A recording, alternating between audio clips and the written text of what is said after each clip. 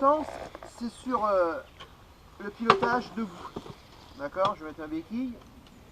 Donc pour moi, c'est vraiment important en enduro, que ce soit en balade ou quand on roule à faire une épreuve, par exemple de championnat de Bretagne, de rouler quand même beaucoup debout. Donc il faut toujours partir de la base centrale sur la moto, où on a les pieds bien placés sur les repose-pieds souvent, donc il faut recouvrir son repose-pied avec la botte entièrement, et on a bien souvent le repose-pied posé au milieu de la botte. D'accord? Il faut essayer d'éviter de rouler avec les pieds en canard, avec que la moitié du repose-pied qui est cachée, parce que bon, il y a des souches en enduro, il y a des pièges, des talus, et donc du coup il y a toujours un risque de s'accrocher le bout du pied. Donc c'est vraiment important en général de bien ramasser son pied. Après le pied il est mobile sur le repose-pied. Il peut avancer si on a besoin de rétrograder, ou alors de reculer un petit peu, par exemple de l'autre côté à droite si on ne veut pas toucher la pédale de frein. D'accord? C'est vraiment un jeu perpétuel. Les pieds glissent sur les repose-pieds pour les avancer ou les reculer en cas de besoin. D'accord?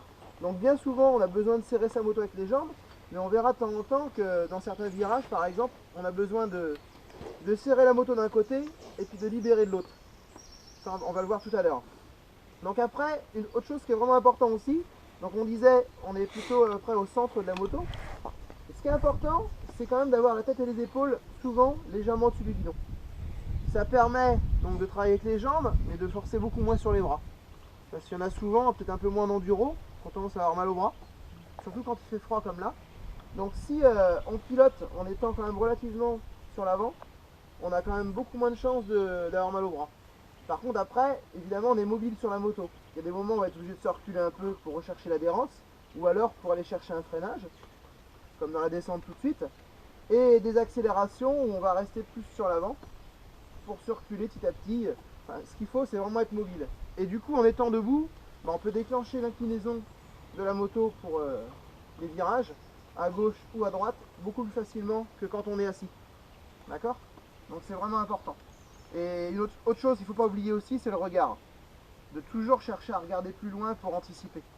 Parce qu'il y en a trop qui ont tendance à regarder juste devant leur garde-boue. Et donc du coup, quand ils arrivent sur la difficulté, ils n'ont pas prévu. Ils sont un peu à voir. Ok? Donc ce que je vous propose, c'est qu'on s'échauffe dans le petit bois là. Donc vous allez voir, c'est sinueux. Hein. C'est pas du rapide du tout. Hein. Donc c'est important d'avoir toujours le réflexe aussi, pour ceux qui ont moins d'expérience, d'avoir un doigt sur l'embrayage quand on a besoin de ralentir la moto et de faire un peu d'équilibre des fois. On le verra quand on va faire du franchissement dans la journée, aussi bien même de la montée sans élan que du tronc ou de la marche. D'accord?